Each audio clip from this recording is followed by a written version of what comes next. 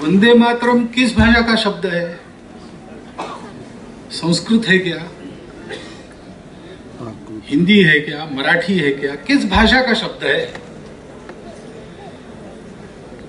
हिमालय से कन्याकुमारी तक और कच्छ से कामरूप तक वंदे मातरम सबको समझ में इसलिए आता है, वो भारत की हृदय भाषा का शब्द है।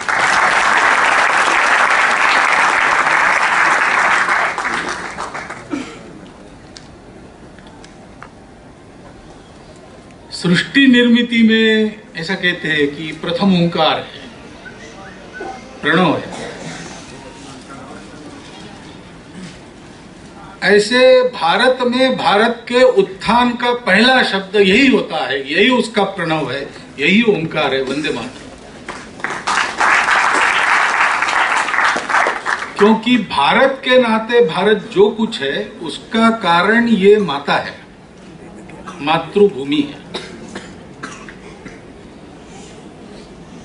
भारत देश क्या है? दुनिया के नक्शे पर रेखाओं से अलग निकाली हुई कोई भूमि मात्र है क्या?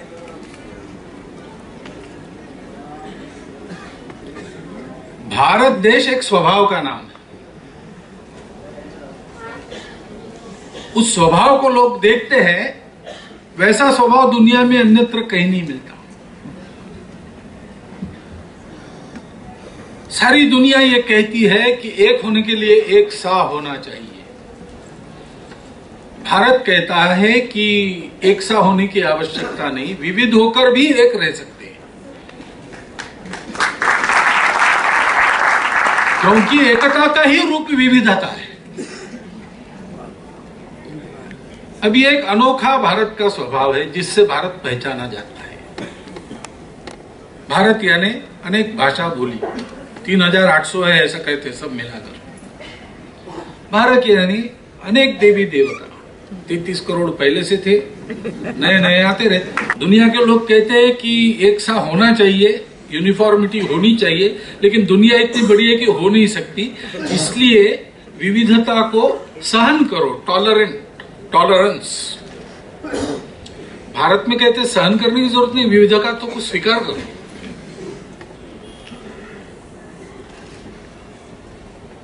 ये विविधता को स्वीकार करने वाले सब लोग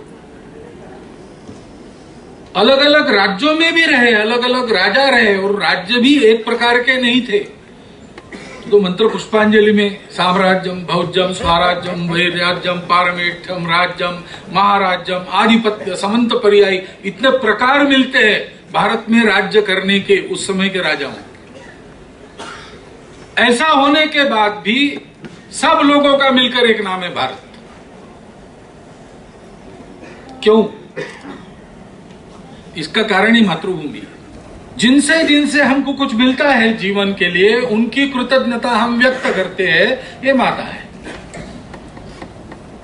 नदी माता है, गौ माता है, तुलसी माता है, भूमि तो इन सबको देने वाली माता है। माता भूमि, पुत्रो हम पृथ्व्याम।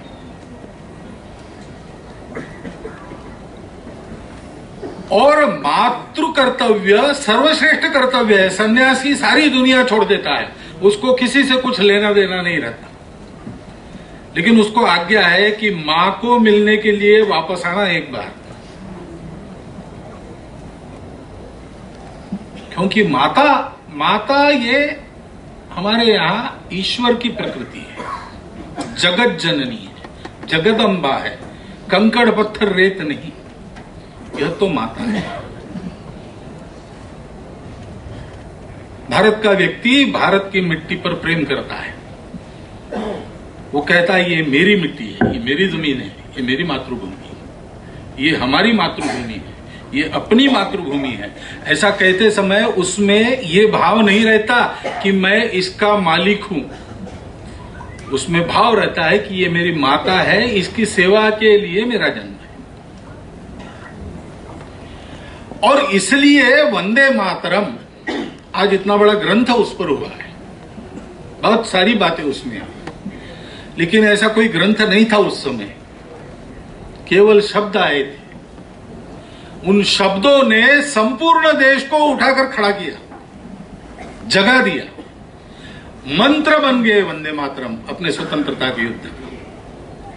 भारत के नवोत्थान की आकांक्षा का विस्फोट करने वाली चिंगारी वंदे मातरम थी। भारत के सब लोगों को जोड़ने वाली यह मातृभूमि भक्ति है।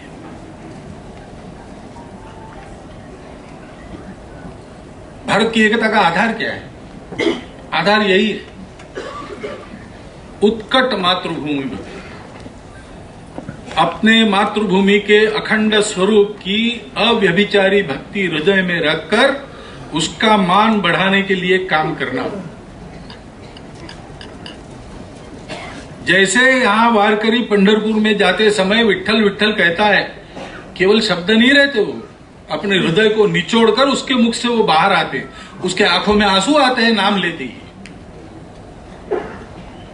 वृंदावन में कृष्ण कन्हैया का नाम लेते हैं, राधा जी का नाम लेते हैं, तो लेते लेते सामान्य लोग गदगद हो जाते हैं।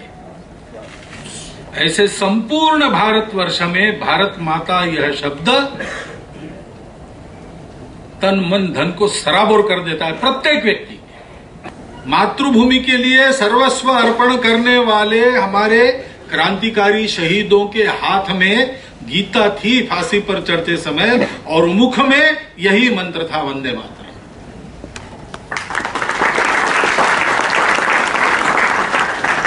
देश के लिए आंखों में तेल डालकर सीमाओं का पहरा देने वाले, और आक्रमण होता है तब शत्रु को अपनी जान जोखिम में डालकर भगा देने वाले हमारे विजयी वीरों का जयघोष यही है, वंदे मातरम।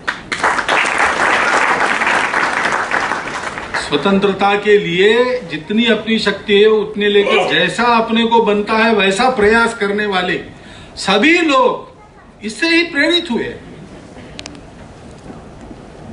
1857 की दुर्भाग्यपूर्ण हार के कारण समाप्त नहीं हुआ भारत। ये अजपा जब चल रहा था और जब वो व्यक्त स्वरूप में प्रकट हुआ तो उसका साकार रूप अपने स्वतंत्रता आंदोलन के रूप में उसमें से फूट निकला, तुरंत पकड़ लिया, किसी ने पूछा नहीं किस भाषा के शब्द। ये इसका सामर्थ्य है, क्योंकि हृदय में ये भक्ति जागरूक करता है। भक्ति के बल पर क्या नहीं हो सकता। घर में सामान्यतः भगवत गीता रखते हैं सब लोग, पढ़ते नहीं है, रखते तो है। रोज नहीं पढ़नी है तो भी घर में रखते हैं। ये ग्रंथ भी खरीद कर अपने घर में रखो, रोज पढ़ो। लेकिन आपको लगेगा नहीं भाई अपने से पढ़ना वढ़ना होता न, कोई बात नहीं, आप अपने घर में रखो। आप नहीं तो आपके घर की नई पीढ़ी पढ़ेगी, आपसे अच्छी बनेगी। ऐसा एक ग्रंथ है, ये जानकारी पहुंचनी चाहिए। और जैसा कहा गया कि इस ग्रंथ के विषय की इस ग्रंथ के साथ समाप्ति नहीं होती, और बहुत बातें, और बहुत ढंग से इसको देखा जाना है, उसका प्रयास होना है। ऐसा प्रयास होने की प्रेरणा भी यह संग्रह देता है।